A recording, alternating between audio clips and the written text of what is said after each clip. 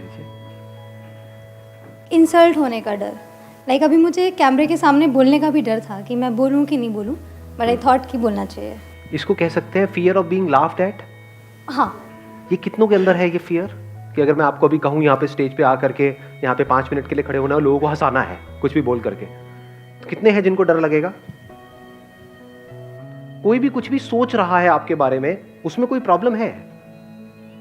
कोई प्रॉब्लम नहीं है। वो सोच ले बेवकूफ आपको या मुझे, मैं अपने पे रखता हूं, आप पे नहीं रहा, कहीं आपको बुरा ना लग जाए। मेरे को अगर कोई आप में से बेवकूफ समझ रहा है, उसमें कोई दिक्कत है? बेवकूफ बोल रहा है, उसमें दिक्कत है? क्यों नहीं है? दिक्कत तो है। जब बोलते हैं वो खुद ही होता है। ये तो मेरे को बच्चों की याद आ गई है। जो बोलता है कुत्ता, तू जो कुत्ता बोलता है वो खुद ही कुत्ता होता है, तू कुत्ता। हाँ। कभी कभी जान करके बेवकूफों वाली हरकतें करो। डर से ना लड़ने के 2 तरीके होते हैं। एक है कि आप उस सिचुएशन में पहुंच गए, कई बार होता है हम चाहते नहीं है लेकिन एक सिचुएशन में हम पहुंच जाते हैं जहां पर वो डर हमारे आमने सामने होता है, तब हमें पता ही नहीं है कि हम उससे कैसे लड़ें। एक है ऐसी कोई सिचुएशन नहीं है आपकी लाइफ में और आप खुद उस सिचुएशन को क्रिएट कर, तो वो सेफ एनवायरनमेंट है। आप समझ पा रहे हो ना? एक है आपको पानी से डर लगता है, तो एक है कि जब बाढ़ आ गई है या कहीं पे डूब रहे हो तब तैरना सीख रहे हो। एक सेफ एनवायरनमेंट में, यानी किसी स्विमिंग पूल में आप तैरना सीख रहे हो, उसमें तो कोई रिस्क नहीं है, कोई डर नहीं है। ऐसे ही ये जो डर है वो है कि कहीं मैं बेवकूफ ना लगने लगूं। तो अगर हम जानबूझ करके कुछ बेवकूफों वाली हरकतें करें, अपने घर में भी, अपने दोस्तों के सामने भी, यहां भी वहां भी, मतलब जानबूझ करके अपना मजाक उड़वाएं, तो क्या लोगों को मजा आएगा आपका मजाक उड़ाने में? नहीं। मजा किसका मजाक उड़ाने में आता है? अपने ऑफिस में, घर में, यहाँ पे वहां पे। जो बुरा मानता है, जो उससे परेशान होता है बेसिकली। जो बुरा मानता है, बुरा क्यों मानता है? क्योंकि उसके अंदर डर है कि कहीं मेरा मजाक ना उड़ जाए। जिसके अंदर एक्चुअल में डर है ही नहीं, वो खुद ही अपना मजाक उड़ाता रहता है। अब उसका कोई क्या मजाक बनाएगा? अगर अपनी वीकनेसेस पे हम खुद हंसना शुरू कर दें, खुद अपने आप को हल्का फुल्का लेना शुरू कर दें हर एक सिचुएशन में, तो ऐसी अगर कोई सिचुएशन क्रिएट होगी भी जहां पे एक्चुअल में आप बेवकूफ शो हो रहे होगे, तब भी आप हंस रहे होगे। बट अगर हमने अपने आप को ज्यादा सीरियसली ले लिया, अब हम फंस जाएंगे। दुनिया हंसेगी, को दिख रहा है मुंह नीचे कर करके, कई बार ऐसी सिचुएशन हो जाती है, बेवकूफ है, बेवकूफ है, बेवकूफ है, मन में बोल रहे हैं, आपको पता लग रहा है उनकी शक्ल से। तो अगर आपको पता है कि हाँ मैं बेवकूफ भी हूं, सिर्फ बेवकूफ ही हूं नहीं, भी हूं, दोनों में बड़ा फर्क है। कुछ लोगों का ये भी हो जाता है कि हाँ मैं तो बेवकूफ हूं, रोते रहो बेटे, मैं बेवकूफ भी हूं, तो कोई दिक्कत ही नहीं है। आंसर मिल गया आपको? हाँ।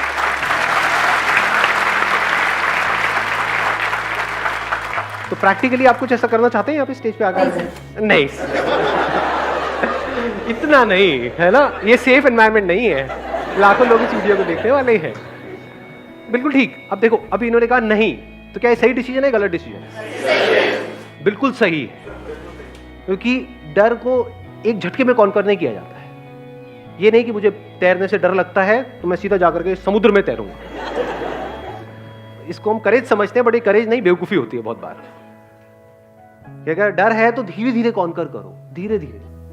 Hi sir, my name is Chirag. I went to New Zealand for studies. तो वहाँ से क्या हुआ कि 1.5 महीने तक मुझे कोई जॉब नहीं मिली। अब I am planning again to go to Canada, but मेरे को ये डर है कि अगर मैं दोबारा कोशिश करूँगा तो फिर से फेल ना हो जाऊँ, because a lot of money was involved. Fear of failure, इसको और अगर स्पेसिफिक किया जाए, fear of financial failure. Financial failures. Past में आपने कुछ ऐसा किया जहां पे आपको फाइनेंशियल लॉस हुआ, अब आपके अंदर डर है कि मैं दोबारा उस काम को करूं या ना करूं। ये डर हमारे अंदर होना चाहिए, नहीं होना चाहिए? कितने कहते हैं नहीं होना चाहिए? 3-4 लोग। कितने कहते हैं डर होना चाहिए हमारे अंदर? ये होना चाहिए, because money is like your life line. 2 तरह के फियर्स होते हैं, इसको ध्यान से समझ लेना। एक है साइकोलॉजिकल, एक है फिजिकल। पहले इन दोनों को अलग अलग करके हमको समझना होगा। साइकोलॉजिकल क्या है? लोग हंसेंगे तो, लोग मेरे को बेवकूफ बोलेंगे तो, ये सब क्या है? Psychological fears. मैंने पैसा जोड़ा है, 10 साल तक सुबह से रात तक काम करके इतना पैसा जोड़ा है, मान लो 2 लाख रुपए या 4 लाख रुपए, मेरे पेरेंट्स ने पूरी लाइफ काम करके इतना पैसा जोड़ा है, और अगर वो पैसा डूब गया तो? ये डर होना चाहिए, नहीं होना चाहिए? 100% होना चाहिए। इसका प्लस पॉइंट क्या है? ये जो फियर ऑफ फाइनेंशियल लॉस है ये हाँ आपको जी। फाइनेंशियल लॉस से बचाएगा। हाँ जी, हाँ जी। इसका माइनस पॉइंट क्या है? ग्रोथ रोक देगा। आप एक ऐसी स्टेट में पहुंच जाओगे जिसको बोलते हैं पैरालिसिस ऑफ एनालिसिस। टाइम निकल जाएगा, 10 साल 20 साल 50 साल, कुछ करोगे ही नहीं। रिस्क के नाम से हमको डर लगने लग जाएगा। तो क्या ऐसा बंदा कभी भी कुछ कर पाएगा अगर उसको डर ने चारों तरफ से घेर लिया है तो? क्योंकि लॉस तो हो ही सकता है ना, जब पहले हुआ है तो दोबारा भी हो सकता है ना। कुछ भी नया हम ट्राई करते हैं तो वहां पे रिस्क तो होता ही है ना। ऐसा तो नहीं हो सकता कि रिस्क हो ही ना। और मजे की बात क्या है, हमको लगता है कि रिस्क सिर्फ वहां पर है, जहां पर आप हो वहां पर जो रिस्क है वो हमको नजर नहीं आता है। बिल्कुल ऐसा है जैसे घर से बाहर अगर हम कहीं जाएंगे, कहीं ट्रैकिंग करने जाओ तो वहां पर रिस्क है ना, मर सकते ट्रैकिंग करोगे तो। घर में बैठे रहो तो कोई रिस्क है नहीं, ऐसा हमको लगता है। बहुत बड़ा एक कैद में जिए कैद में मरे। क्या किया जिंदगी में? कुछ भी नहीं। सुबह इतने बजे उठे, वहां पर गए, फिर आए, फिर सो गए, फिर ये किया वो किया। एक रेपिटेटिव मोड में नहीं चले जाएंगे। फिर हमें और एक रोबोट में फर्क क्या है? लाइफ किसे कहते हैं? जो ग्रो कर रहा हो या जो रुक गया हो। बिल्कुल हवा की तरह जो चलती चली जा रही है, पानी जो बहता चला जा रहा है। पानी रुक जाता है तो सड़ने लग जाता है। तो ये इसका बहुत बड़ा माइनस पॉइंट है, फियर ऑफ फाइनेंशियल लॉस। क्योंकि कुछ भी करने के लिए पैसा तो चाहिए ही ना। बिना पैसे के क्या नया होगा? मतलब कुछ भी, आपको अपने घर से यहां तक भी आना तो उसके लिए भी पैसा लगा। तो छोटे से भी छोटा कुछ करोगे तो उसके लिए भी पैसा चाहिए। तो अगर हम बहुत ज्यादा डरने लग जाए तो एक बात पक्की है कि हम अगले लेवल पे नहीं जा पाएंगे। तो अब ये डर हमारे अंदर से कैसे निकले? That is a question. ये डर तब निकल सकता है जब जो भी आप करने वाले हैं उस सिचुएशन की हर साइड को आप देख लेते हो। फॉर एग्जाम्पल, आपने अपना एग्जाम्पल दिया कि अब आप कनाडा जाने की सोच रहे हैं। ज्यादातर हम बैकअप प्लान क्या सोचते हैं? मैं कनाडा जाऊंगा, वहां कुछ नहीं हुआ तो यहां पे ये कर लूंगा। फाइनेंशियल प्लानिंग किसको कहेंगे? अब अगर मैं दोबारा जा रहा हूं तो पहले तो मैंने सीखा कि पिछली बार जब मैं गया था तब मैंने क्या गलतियां करी, क्यों ऐसा हुआ। ऐसा तो नहीं किसी एक ने कुछ बोला था, उसके भरोसे हम वहां पर पहुंच गए और उस बंदे ने डिच कर दिया लास्ट मोमेंट पे। तो अब ये गलती नहीं करनी है, किसी पे भरोसा नहीं करना है। क्योंकि इस दुनिया में 99% लोगों को अपनी पड़ी है, आपकी थोड़ी पड़ी है। तो अब क्या यहां पे इस रिस्क को कैसे कवर किया जाए, या इस डर को अपने अंदर से पूरी तरह से कैसे निकाला जाए कि अब अगर मैं वहां जा रहा हूं तो जो भी आप सोच के जा रहे हो कनाडा, वो नहीं हुआ तो मैं क्या करूंगा? वापस आके नहीं, वहीं पे वहां गया, जाते ही 2 दिन के अंदर अंदर मैंने ये किया, इस पर्सन से मिला या ये इंटरव्यू दिया, ये किया। वो इंटरव्यू पहले से प्लान्ड है, 10 इंटरव्यूज पहले से प्लान्ड है। ये 10 में भी हर जगह ना हो गया, अब मैं क्या करूंगा? क्या वापस आ जाऊंगा? वहां पे और क्या किया जा सकता है? उसको भी आपने प्रायोरिटाइज कर दिया है। ये नहीं हुआ तो ये नहीं हुआ तो ये नहीं हुआ तो ये नहीं हुआ तो ये नहीं हुआ तो ये नहीं हुआ तो ये। तो आपके फेलियर होने के चांसेस बहुत कम हो गए। तो डर निकल गया।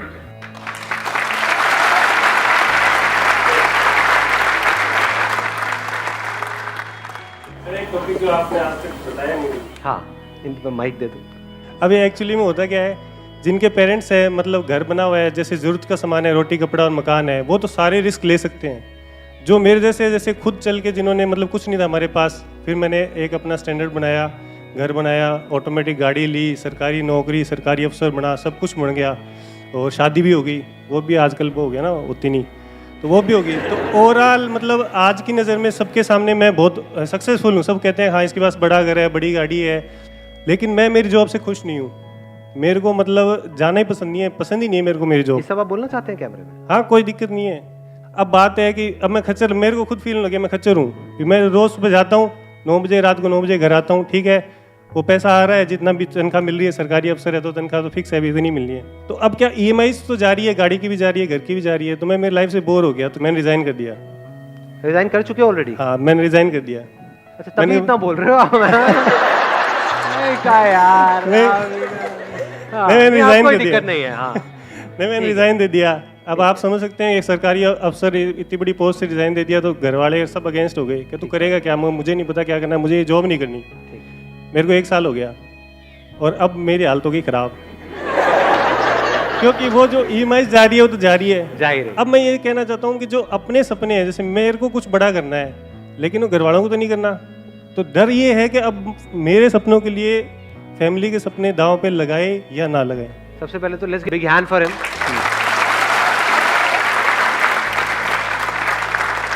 ये जो इतना खुल के बोल रहे हैं, ये बोलने के लिए बहुत करेज चाहिए। तो अब पॉइंट आता है इसका सोल्यूशन क्या है, कि अभी बेसिकली जो प्रॉब्लम है वो है कंफ्यूजन, समझ नहीं आ रहा है हम क्या करें, नंबर 1। नंबर 2, अब जो ऑलरेडी खर्चे बंद गए हैं और एक लाइफस्टाइल, एक स्टेटस है, उससे नीचे कैसे आए। चलो आप तो आ जाओगे, लेकिन घर वाले उससे नीचे आने के लिए तैयार नहीं है, बस ये है। समझ पा रहा हूँ मतलब। हाँ, तो अब ऐसी सिचुएशन में हम क्या करें, तो वहां पर एक स्ट्रॉन्ग स्टैंड लेना होता है आपको, अपने लिए और सबके लिए, जो आपको सही लगता है। अब एक्चुअल में सही क्या है ये कौन बताएगा आपको? अभी आप कैसे जी रहे हो अपनी लाइफ? जो एक्चुअल में सही है वो कर रहे हो, या दुनिया ने कुछ नॉर्म सेट करे हुए हैं उसके हिसाब से उसके अंदर उस दायरे में एक्ट कर रहे हो और कह रहे हो कि हाँ सब सही है? क्या आपकी लाइफ की डोर पूरी तरह से आपके हाथ में है?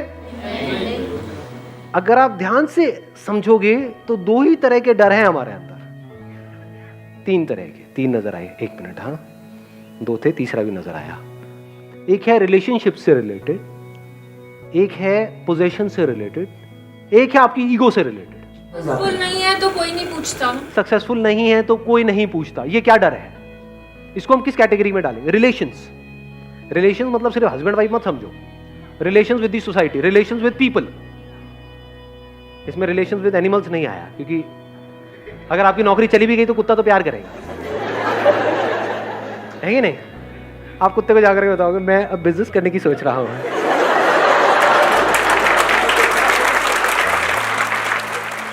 लेकिन अगर किसी और रिलेशन में किसी को बताया तो वो क्या करेंगे? They will not act out of love, उनको आपकी थोड़ी पड़ी है कि आप अंदर ही अंदर फ्रस्ट्रेट हो रहे हो, they will act out of fear. Love में फियर में फर्क देख पा रहे हो? लव हमको आजाद करता है, फियर हमको छोटा बनाता है, सेल्फिश बनाता है। तो अब इसमें क्या करना है कि अगर they are all acting out of fears, तो पहले आपको फियरलेस होना है, तब देयर इज अ पॉसिबिलिटी कि आपके आसपास में जो लोग हैं वो फियरलेस हो सकते हैं। सो ये जो फियर्स हैं, अगर इसको हम एक एक करके फटाफट से देखें, फियर रिलेटेड टू पोजेशंस, चीजों का डर, चीजों को चले जाने का डर। ये डर कैसे निकलेगा? बिना चीजों के जी के देख लो, 10 दिन 15 दिन। बहुत सारे लोगों के साथ क्या होता है, जब ये चीजें उनसे कोई छीन लेता है तब उनको समझ ही नहीं आता है मैं क्या करूं। तब ज्यादातर लोग ऐसे में या तो बिल्कुल ही अंदर से खत्म हो जाते हैं, डिप्रेशन में चले जाते हैं। ये जो लाइफस्टाइल होता है एक तरह का, उसको खोने का डर कब निकल सकता है? जब आप एक्चुअल में ऐसे जी रहे हो कि आपके पास शायद पैसा बहुत है, लेकिन आप बड़ी से बड़ी गाड़ियों में भी घूम रहे हो और पैदल भी घूम रहे हो, स्कूटर पे भी घूम रहे हो। गाड़ी का मतलब क्या है? चाहे छोटी हो चाहे बड़ी हो, कहीं पहुंचने के लिए है ना। गाड़ी का और एक्चुअल में रोल क्या है? और कोई रोल है? बाकी सब यहां है, साइकोलॉजिकली है कि मेरी गाड़ी तेरी गाड़ी से बड़ी है, उसको क्या, सो व्हाट। मतलब अपनी सेटिस्फैक्शन आप ढूंढ रहे हो औरों की आंखों में, उनको जला करके आपको सेटिस्फैक्शन मिल रही है। होता नहीं है जब हम नई नई गाड़ी लेते हैं और कोई बाइक पे है उसको ऐसे दिखते हैं, देख गरीब देख। तो क्या करना होगा? ये डर कैसे निकलेगा? अकेले में कम से कम रिसोर्सेज में अपने साथ में टाइम स्पेंड करो। कुछ दिन तक किसी गुरुद्वारे में जाओ, वहां पे जाकर के खाना खाओ, देखो कितना टेस्टी है, फ्री है, है नहीं है? तो आपको ये पता होना चाहिए कि कैसे कम से कम पैसे में या बिना पैसे के भी मैं जी सकता हूं और खुश रह सकता हूं। इतनी अकल होनी चाहिए। इसको और अगर सिंपल करूं, अपने अंदर झांक के देखा मैं किन चीजों पे डिपेंड हूं जिसके बिना मैं फड़फड़ाने लग जाता हूं, किन लोगों पे डिपेंड हूं।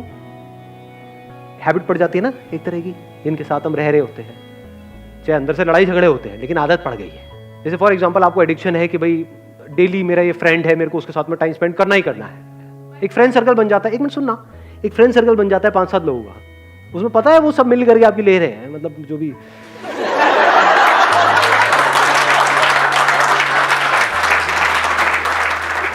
मतलब है, आपका मजाक उड़ा रहे हैं। हाँ, मतलब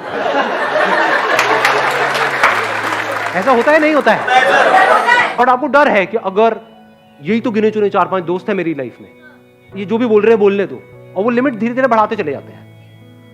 कई बार ऐसा होता है सारी हदें पार कर जाते हैं। आपके बारे में बोल रहे हैं, आपके माँ बाप के बारे में बोल रहे हैं, वो बंदे सुने चले जा रहे हैं। क्यों? क्योंकि डर है कि इन्होंने मेरे को अपने ग्रुप से निकाल दिया तो मेरा क्या होगा। डर है ना, तो छोड़ दो ना उस ग्रुप को कुछ टाइम के लिए, महीने के लिए, 2 महीने के लिए देखो छोड़ करके, क्या उसके बिना आप जी सकते हो? तो आपके अंदर कॉन्फिडेंस आएगा। अब आप वहां पे स्टैंड ले सकते हो, नहीं तो you will act always out of fear कि मैंने बोला तो कहीं लड़ाई ना हो जाए, कहीं ये ना हो जाए, वो ना हो जाए।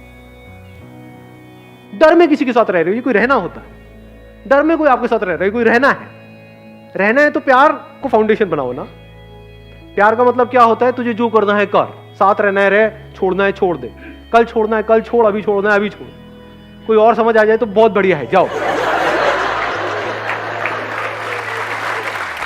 When love is the foundation, तो वहां पर कोई डर नहीं होता। Where there is fear, there is no love. Where there is love, there is absolutely no fear. और कौन सा रह गया? ईगो। अब ये डर कैसे निकलेगा हमारे अंदर से? ईगो क्या होती है? What is ego? नहीं, सिर्फ ये नहीं कि मैं हमेशा सही हूं। कोई बोलता है ना कि मैं तो बिल्कुल ही गलत हूं, मैं तो गया गुजरा हूं, वो भी ईगो है। ईगो हम किसको समझते हैं? मैं ये, मैं वो एरोगेंस है। ईगो का मतलब क्या है? मैं ये हूं, तू वो है, ये ईगो है। जो मुझे तुझसे अलग करती है वो ईगो है। इसकी वजह से मैं सुबह से रात तक अपने आप को औरों से कंपेयर करता रहता हूं, औरों से जेलस होता रहता हूं। हर एक की जड़ क्या है अगर ईगो नहीं है तो? मैं किसी को कुछ भी बोल देता हूं, बट कोई जरा सा मुझे कुछ बोले तो मुझे बुरा लग जाता है। ईगो नहीं तो और क्या है? Unless and until you see it as a fact, absolutely clearly, that this ego is an illusion, it's a myth. ये कोई सच्चाई नहीं है, झूठ है। मैं ये हूं, ये कोई सच्चाई नहीं है, झूठ है ये। जब ये देख लेते हो तो वहां से प्यार की शुरुआत हो जाती है। अब मुझ में और तुझ में कोई फर्क नहीं है। जहां पर मैं हूं, ये तू है वो, वहां पर प्यार कहां होगा? प्यार मोहब्बत की बातें होंगी। वो भी तब जब दोनों में से किसी एक को दूसरे से कुछ चाहिए होगा, तब वो बातें शुरू हो जाएंगी। जैसे वो मिल जाएगा उसके बाद में कोई और बातें शुरू हो जाएंगी। ऐसा होता है नहीं होता है? What is ego? अब ये कैसे जाएगी? एक क्वेश्चन है जो अगर आपके अंदर एंटर कर जाता है, that is who am I. Deeply आप अपने आप से एक क्वेश्चन पूछते हो, किसी और से नहीं कि हु आर यू। ज्यादातर लोग औरों से पूछते हैं हु आर यू। अब उसको छोड़, तू क्या है ना जी। आपके लड़ाई झगड़े बिल्कुल बंद हो जाएंगे, किसी से हो ही नहीं सकते। सारे लड़ाई झगड़ों की जड़ क्या है? ईगो। ईगो कैसे डिसॉल्व हो जाती है पूरी तरह से? जब आप इस सच को देख लेते हो कि मुझ में, तुझ में, इसमें, उसमें कहीं कोई फर्क है ही नहीं। ये सच है। अपने आप को आप, एक पेड़ आपको दिख रहा होता है, उससे अलग समझ रहे होते हो, जबकि आपको इतना सा समझ नहीं आ रहा है रियलिटी के बेस पे कि अगर वो पेड़ आपको ऑक्सीजन नहीं देगा तो आप सांस कैसे लोगे? तो क्या आप और वो कनेक्टेड नहीं हो एक दूसरे से?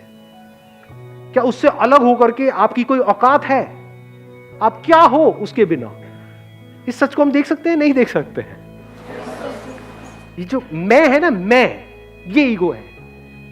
मैं ये, मैं वो। अब आप चाहे मैं को ऊपर उठाओ चाहे नीचे गिराओ, दोनों ईगो है।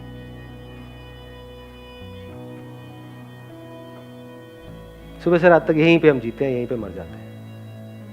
इससे जब आप बाहर निकलते हो तब आपको कुछ नजर आने लग जाता है। तब एक नई दुनिया का रास्ता आपके लिए खुल जाता है जो इस दुनिया से बिल्कुल अलग है। वहां पर मैं और तू कहीं पर भी नहीं है। जैसे फॉर एग्जाम्पल, मैं एक छोटा सा एग्जाम्पल दूंगा, I am not too sure आप कैसे देखोगे। कभी प्रैक्टिकली 20 मिनट के लिए, आधा घंटे के लिए बैठ करके यहाँ पे इस पे ध्यान लगाना, तो आपको समझ आएगा क्या है। ये जो दो उंगलियां है ना, ये अलग अलग है। ये अलग है, ये अलग है, बिल्कुल इस तरह से जैसे आपकी बॉडी और ये बॉडी अलग अलग है। पर जैसे ही इसको हम जोड़ते हैं तो कुछ देर बाद ये एक हो जाती है। यहाँ पे एनर्जी आपको फील होगी, फिर धीरे धीरे वो एनर्जी इतनी तेजी से फ्लो करने लग जाएगी कि उंगलियां फील होनी आपको बंद हो जाएगी। You will not be able to feel your fingers, there be only energy. वो यहां है या वहां है आपको ये तक पता नहीं होगा, यहां वहां गायब हो जाएगा, सिर्फ एनर्जी रह जाएगी। ये सिंबल है ये बताने का कि सब जुड़ा पड़ा है, सब एक है।